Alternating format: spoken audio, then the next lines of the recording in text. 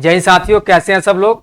दोस्तों आज हम लोग पढ़ने वाले हैं द आर्ट ऑफ टीचिंग, जो कि स्टेट 2025 के पॉइंट ऑफ व्यू से मेरे साथी काफी इंपॉर्टेंट क्लास होने वाला है। तो सभी साथी अंतिम तक बने रहे और जो भी साथी अब तक चैनल को सब्सक्राइब नहीं किए हैं, चैनल को सब्सक्राइब कर दे, वीडियो को लाइक कर दे और अपने दोस्तों में शेयर कर दे। क्योंकि दोस्तों अभी जो क्लास होने वाला है वो स्टेट में जितने अभी तो क्वेश्चन पूछे गए हैं आर्ट ऑफ टीचिंग का, वो सभी क्वेश्चन आप लोग को यहाँ देखने को मिलेगा।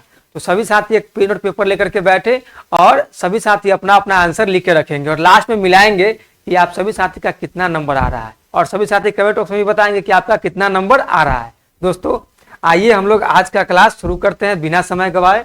तो हम लोग का देखिए क्वेश्चन नंबर 1 स्क्रीन पर आ चुका है। क्वेश्चन नंबर 1 में क्या बोला जा रहा है, सीखने की प्रमुख विशेषता क्या है। हमसे क्या पूछा जा रहा है, सीखने की प्रमुख विशेषता पूछा जा रहा है मेरे साथी। हम लोग आइए इसको ऑप्शन नंबर से देखते हैं और इसका तय करते हैं कि क्या सही होगा। तो ऑप्शन नंबर ए में बोला है अस्थायी प्रक्रिया, बी में है निष्क्रिय प्रक्रिया, सी में है निरंतर प्रक्रिया और डी में है लक्ष्य से स्वतंत्र। बताइए मेरे साथी क्या सही जवाब क्या होगा। अब बताइए अस्थायी प्रक्रिया होगा तो बच्चा खुल के सोच पाएगा क्या, एक ही रास्ते पर हमेशा सोचेगा। फिर क्या है निष्क्रिय प्रक्रिया, अब निष्क्रिय मतलब बच्चा को आप बता रहे हैं चाहे कोई चीज को उसका समझा रहे हैं, समझ ही नहीं रहा क्योंकि वहाँ निष्क्रिय है, वो एक्टिव है नहीं, समझे, तो वो कुछ भी समझ नहीं पाएगा ना सीख पाएगा। और सी में है निरंतर प्रक्रिया, मतलब जो भी आप पढ़ा रहे हैं उसको वर्तमान चीजों से जोड़ रहे हैं, कोरिलेट कर रहे हैं, नया नया उदाहरण दे रहे हैं, तो क्या हो रहा है कि निरंतर प्रक्रियाओं में उसको आप गुजार रहे हैं। तो इसका सही जवाब क्या होगा मेरे साथी, option number C is the right answer. ठीक है, फिर लक्ष्य से स्वतंत्र, आप जब उसका एम ही नहीं रहेगा तो फिर कोई मतलब ही नहीं बनेगा, फिर वो पढ़ेगा ही नहीं। ठीक है, तो इसका सही जवाब होगा option number C is the right answer. चलिए क्वेश्चन नंबर 2 में देखिए, इसमें क्या बोला जा रहा है, पाठ योजना का समापन भाग किस लिए होता है। बताइए मेरे साथी, पाठ योजना जो होता है लेसन प्लान, तो उसका समापन किस लिए किया जाता है। तो उसका सही जवाब आप सभी साथी कमेंट बॉक्स में लिखिए। जितने भी साथी बीएड किए होंगे या डीएलएड किए होंगे या किसी भी तरह का टीचिंग कोर्स किए होंगे तो सभी साथी लेसन प्लान जरूर बनाए होंगे। तो सभी साथी को पता होगा कि आखिर लेसन प्लान जो बनाए हैं उसका समापन किस लिए किया जाता है। वही यहाँ पे क्वेश्चन आ चुका है और आपसे जवाब पूछा जा रहा है। तो इसका ऑप्शन नंबर ए दिया है नया विषय शुरू करने के लिए। बताइए ऑप्शन नंबर बी में दिया है, ऑप्शन नंबर बी में दिया है मुख्य बिंदुओं का सार बताने के लिए। ऑप्शन नंबर सी में दिया है समय बढ़ाने के लिए और डी में दिया है गृह कार्य देने के लिए। बताइए मेरे साथी इसका सही जवाब क्या होगा। तो इसका सही जवाब होगा option number B is the right answer, मुख्य बिंदुओं का सार बताने के लिए।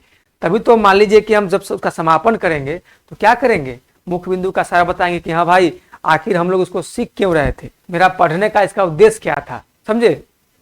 चलिए और जो भी पढ़े हैं उसका इंपॉर्टेंस क्या है, क्या मतलब है कि आप उसको पढ़ रहे हैं। बेकार की चीजें तो फिर पढ़ेंगे नहीं आप, कुछ ना कुछ आज आपको उसकी जरूरत होगी, कुछ ना कुछ आप उससे गेन करेंगे तभी तो आपको वो चीज पढ़ाया जाएगा ना। ठीक है, चलिए क्वेश्चन नंबर 3 देखते हैं। प्रश्न पूछकर उत्तर दिलाने की पद्धति कौन सी है। बताइए प्रश्न पूछकर उत्तर दिलाने की पद्धति कौन सी है। तो ऑप्शन नंबर ए में है व्याख्यान पद्धति, बी में है प्रश्नोत्तर पद्धति, सी में है प्रोजेक्ट पद्धति और डी में है चर्चा पद्धति। तो बताइए मेरे साथ इसका सही जवाब क्या होगा। इसका सही जवाब होगा option number B is the right answer, प्रश्नोत्तर पद्धति। प्रश्न पूछकर उत्तर दिलाने की पद्धति पूछा जा रहा है तो प्रश्न किसी से आप करेंगे तभी तो वह उत्तर देगा ना। तो ये कौन सा हो जाएगा, प्रश्नोत्तर पद्धति।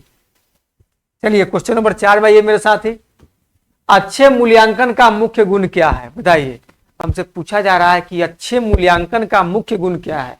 ऑप्शन नंबर ए में स्पष्टता, बी में है वैधता, सी में है महंगा होना और डी में है धीमी गति। इसका सही जवाब क्या होगा मेरे साथी। इसका सही जवाब होगा option number B is the right answer, वैधता मतलब वैलिडिटी। ठीक है, किसी भी चीज का वैलिडिटी अगर नहीं होगा मेरे साथी तो फिर वो अच्छा होगा ही नहीं, समझे।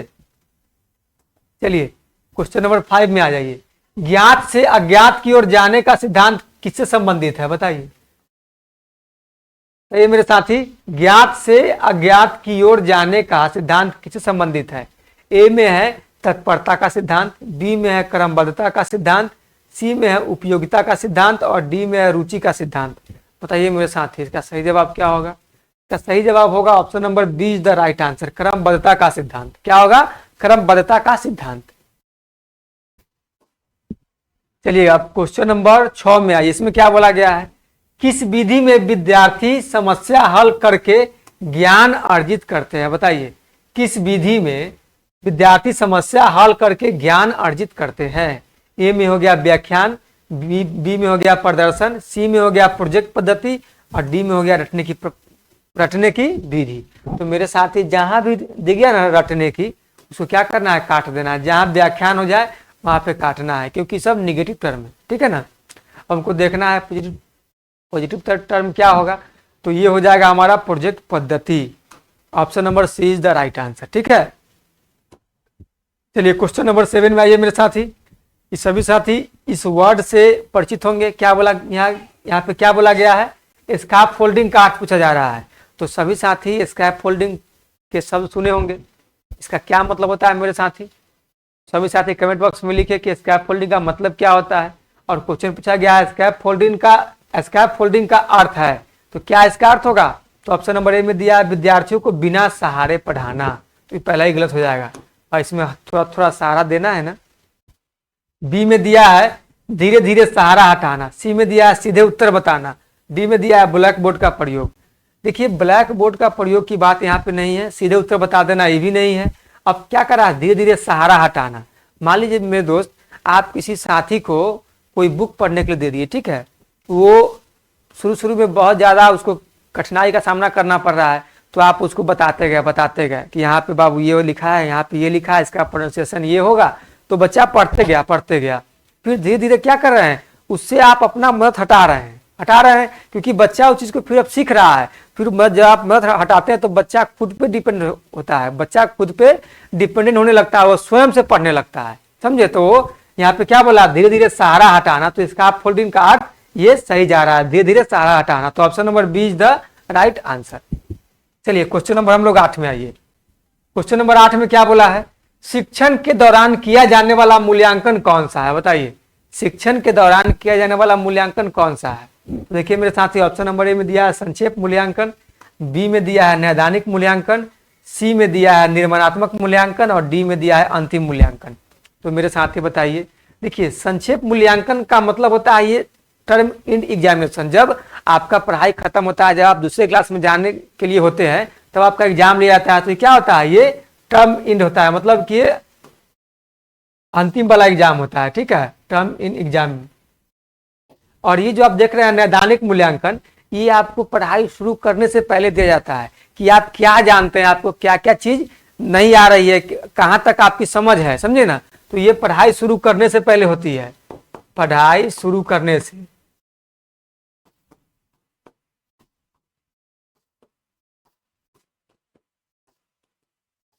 जब बच्चा फर्स्ट टाइम स्कूल में जाता है तो कैसे उसका टेस्ट लिया जाता है?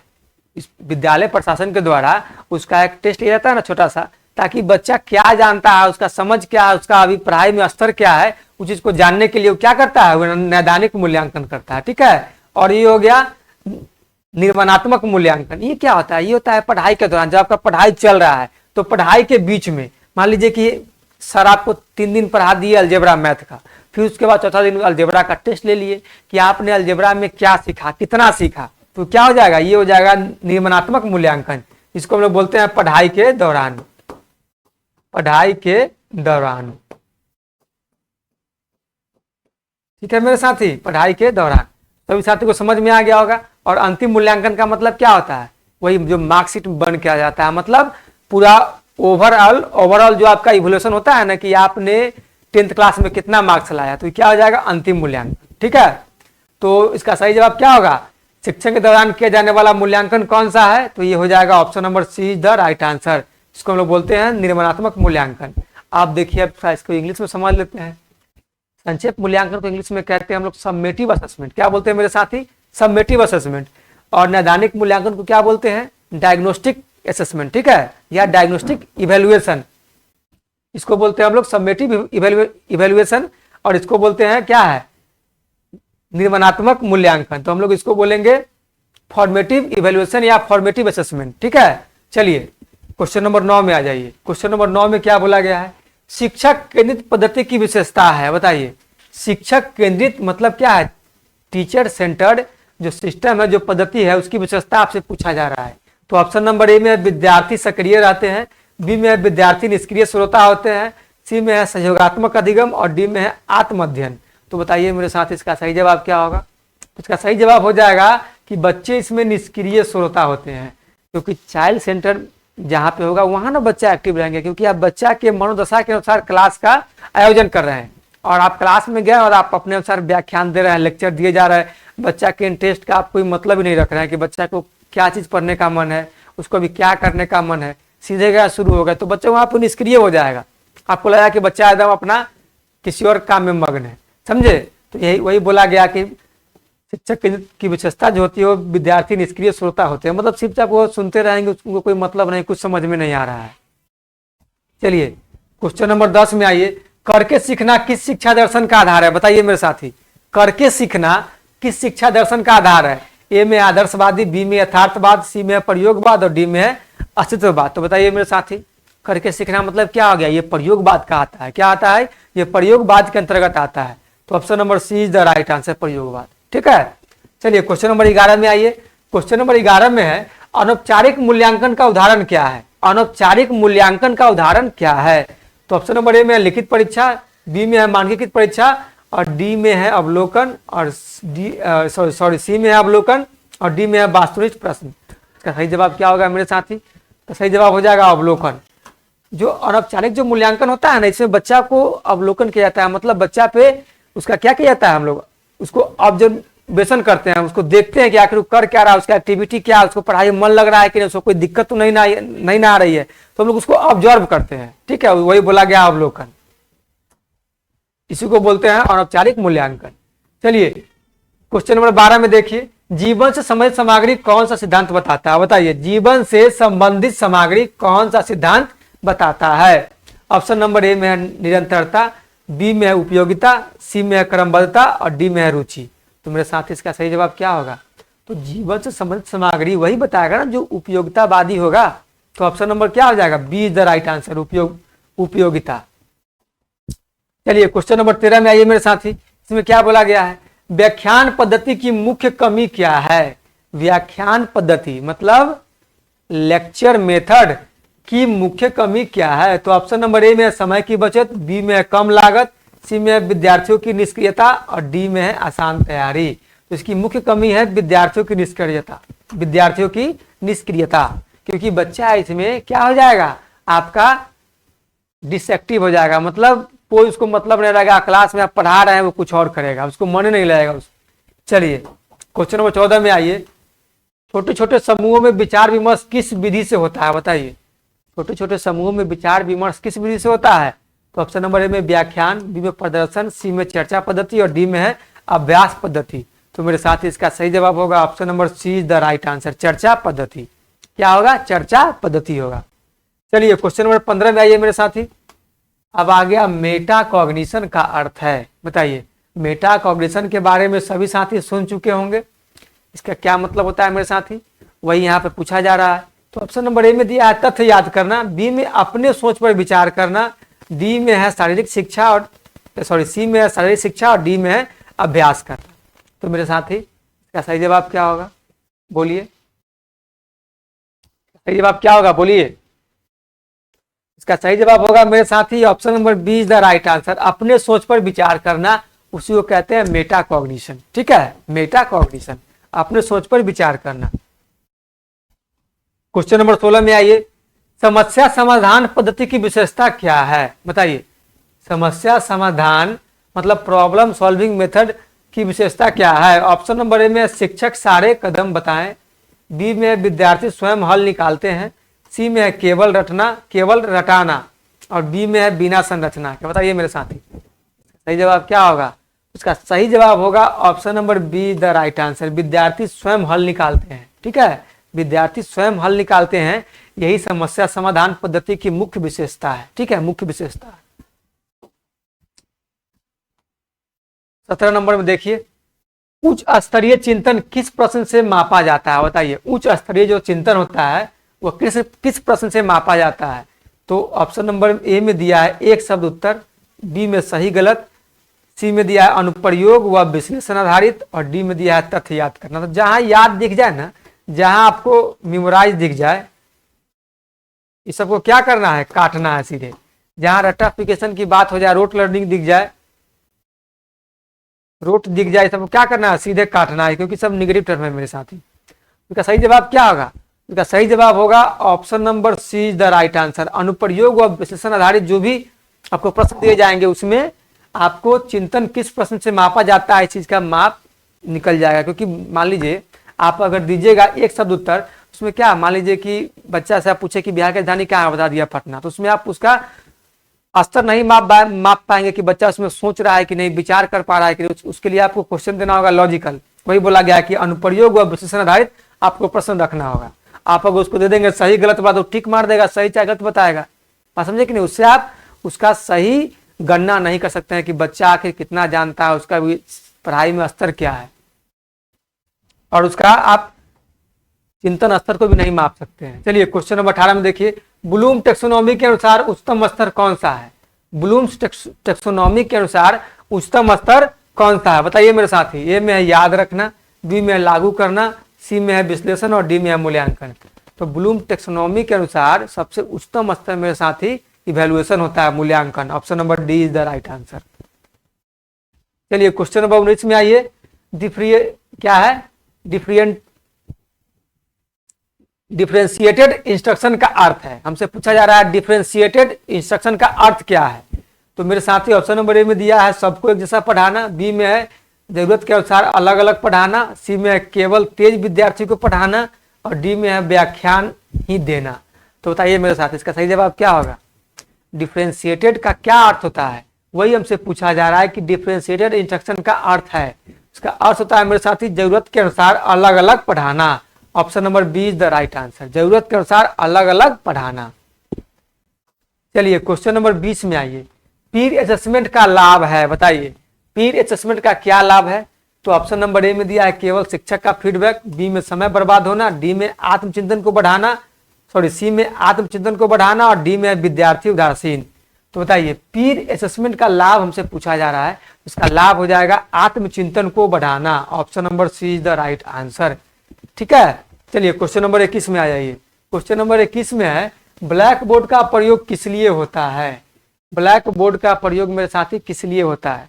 ऑप्शन नंबर ए में है सजावट, बी में स्पष्टता और ध्यान आकर्षण, सी में है समय व्यर्थ करना, और डी में है केवल गृह कार्य। सही जवाब क्या होगा मेरे साथी, इसका सही जवाब होगा स्पष्टता और ध्यान आकर्षण। Option number B is the right answer, ठीक है, option number B is the right answer. चलिए क्वेश्चन नंबर 22 में आ जाइए। क्वेश्चन नंबर 22 में क्या बोला गया है, तो बोला गया है शिक्षण प्रक्रिया का हृदय है। बताइए शिक्षण प्रक्रिया का हृदय है क्या है भाई, शिक्षण प्रक्रिया का हृदय क्या चीज है। तो ए में है परीक्षा, बी में है पाठ्य योजना, सी में है पुस्तक, और डी में है गृह कार्य। बताइए मेरे साथी शिक्षण प्रक्रिया का हृदय किसे माना जाता है, किसे कहा जाता है। तो वो पाठ्य योजना को बोला जाता है, लेसन प्लान को। Option number B is the right answer. चलिए क्वेश्चन नंबर 23 में आइए, इसमें क्या है, बालक जन्मजात रूप से अच्छा है, यह विचार किसका है। बताइए मेरे साथी बालक जन्मजात रूप से अच्छा है, यह विचार किसका है। ए में है प्लेटो, बी में है रूसो, सी में है अरस्तु, और डी में है मैक्लेरेन।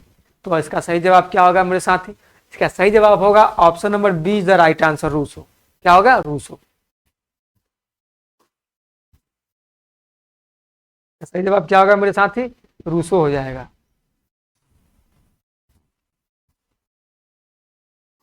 ठीक है, रूसो। चलिए क्वेश्चन नंबर 24 में आइए मेरे साथी। क्वेश्चन नंबर 24 में क्या बोला गया है, शिक्षण का मुख्य उद्देश्य क्या है। शिक्षण का मुख्य उद्देश्य हमसे पूछा जा रहा है। ए में है ज्ञान का भंडारण, बी में है व्यवहार में स्थायी परिवर्तन, सी में है केवल परीक्षा पास करना, और डी में है समय बिताना। बताइए मेरे साथी शिक्षण का मुख्य उद्देश्य क्या है। तो इसका मुख्य उद्देश्य हो जाएगा व्यवहार में अस्थायी परिवर्तन। Option number B is the right answer. चलिए क्वेश्चन नंबर 25 में आइए मेरे साथी, ड्रिल पद्धति कहाँ उपयुक्त है। बताइए ड्रिल पद्धति कहाँ उपयुक्त है। ऑप्शन नंबर ए में है विज्ञान प्रयोग, बी में है गणना एवं स्मरण शक्ति, सी में है कला शिक्षा, और डी में है साहित्य। तो मेरे साथी ड्रिल पद्धति जो होता है ना वो गणना एवं स्मरण शक्ति में उपयोग होता है, ठीक है। तो option number B is the right answer. चलिए क्वेश्चन नंबर 26 में आइए मेरे साथी, इसमें क्या बोला है, सहयोगात्मक अधिगम का अर्थ है। सहयोगात्मक अधिगम का क्या अर्थ होता है मेरे साथी, बताइए। सहयोगात्मक जो आपका अधिगम है इसका क्या अर्थ है?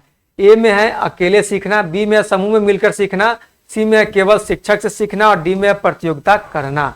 तो बताइए मेरे साथ इसका सही जवाब क्या होगा? इसका सही जवाब होगा समूह में मिलकर सीखना। इसी को बोलते हैं सहयोगात्मक अधिगम। ठीक है, समूह में मिलकर सीखना। सभी साथी को समझ में आ रहा है ना? तो बताइए मेरे साथी, आप लोग वीडियो को लाइक कर दीजिए और कमेंट जरूर करिए कि आप लोगों को क्लास कैसा लग रहा है। और कोई भी जरा भी थोड़ा भी कहीं भी अगर कोई कंफ्यूजन मेरे साथी अगर बचे और आपको लगे तो आप लोग कमेंट बॉक्स में लिखिए, हम लोग उस पर डाउट सेशन का क्लास लेकर के आएंगे। चलिए क्वेश्चन नंबर 27 में क्या बोला है? शिक्षक के 3 घटक कौन है? शिक्षक के 3 घटक मेरे साथी कौन से हैं बताइए। ऑप्शन नंबर ए में शिक्षक विद्यार्थी विषय वस्तु, बी में शिक्षक पुस्तक परीक्षा, सी में विद्यार्थी ब्लैक बोर्ड पाठ्य योजना और डी में शिक्षक गृह का अंक। बताइए मेरे साथ इसका सही जवाब क्या होगा? शिक्षक के 3 घटक कौन होंगे? तो option number A is the right answer. शिक्षक विद्यार्थी और विषय वस्तु जो होंगे वो शिक्षण के 3 घटक हैं। क्या है? शिक्षण के 3 घटक हैं। चलिए क्वेश्चन नंबर 28 में आइए। मल्टीमीडिया शिक्षण का लाभ क्या है? मल्टीमीडिया शिक्षण का लाभ हमसे पूछा जा रहा है। इसका हमसे लाभ पूछा जा रहा है कि इसका लाभ क्या है? तो ऑप्शन नंबर ए में उबाऊ बनाना, बी में महंगा होना, सी में रोचक एवं प्रभावी बनाना और डी में समय खराब करना। तो मेरे साथ ही मल्टीमीडिया शिक्षण क्या करता है? ये रोचक और प्रभावी बनाता है। इसका सही जवाब हो जाएगा option number C is the right answer. चलिए क्वेश्चन नंबर 29 में आइए मेरे साथ ही। शिक्षण की प्रभावशीलता किससे मापी जाती है बताइए? शिक्षण की प्रभावशीलता किससे मापी जाती है? ऑप्शन नंबर ए में है शिक्षक की उम्र, बी में है विद्यार्थियों की उपलब्धि, सी में है परीक्षा की कठिनाई और डी में है ब्लैक बोर्ड का आकार। इसका सही जवाब हो जाएगा मेरे साथ ही शिक्षण की उपलब्धि तभी मापी जाएगी जब विद्यार्थियों की उपलब्धि होगी। जब विद्यार्थी किसी भी चीज में अपनी उपलब्धि को हासिल करेगा तब ना शिक्षण की प्रभावशीलता को मापा जाएगा। वही बात कहा जा रहा है ना कि शिक्षण की प्रभावशीलता किससे मापी जाती है? तो विद्यार्थियों की उपलब्धि से। Option number B is the right answer. क्योंकि बच्चा जितना अच्छा स्कोर करेगा, जितना अच्छा वो सफल होगा, जितना अच्छा वो चीजों को सीखेगा, उसी से हम उसको शिक्षण की पद्धति को मापेंगे और उसकी प्रभावशीलता को मापेंगे कि हाँ यहाँ पे ये चीज अच्छा वर्क कर रहा है। चलिए क्वेश्चन नंबर 30 में आइए। निरंतर एवं समग्र मूल्यांकन सीसीई किस नीति से जुड़ा है बताइए? निरंतर एवं समग्र मूल्यांकन सीसीई किस नीति से जुड़ा है बताइए मेरे साथी? ऑप्शन नंबर ए में है एनईपी 2020। एनईपी का क्या मतलब होता है? National education policy. क्या होगा मेरे साथी? National education policy. बी में है आरटी एक्ट 2009। आरटी का क्या मतलब होता है? Right to education. क्या होगा मेरे साथी? Right to education. कृषि में शिक्षा नीति 1968, फिर शिक्षा नीति 1952। तो बताइए मेरे साथ इसका सही जवाब क्या होगा? तो निरंतर एवं समग्र मूल्यांकन सीसी ये जो आप पूछा जा रहा है किस नीति से जुड़ा हुआ है, तो ये जुड़ा हुआ है मेरे साथी आरटी 2009 से, मतलब राइट टू एजुकेशन 2009 से ये जुड़ा हुआ है। तो option number B is the right answer. अब सीसी को क्या बोलते हैं इंग्लिश में मेरे साथी? सीसी का फुल फॉर्म क्या होता है? इसका होता है कंटिन्यूअस एंड कॉम्प्रिहेंसिव इवैल्यूएशन। क्या होगा? Continuous and comprehensive evaluation. आइए हम लोग यहाँ लिख देते हैं continuous, CONTINUOUS, continuous and comprehensive, COMPREHENSIV, comprehensive evaluation.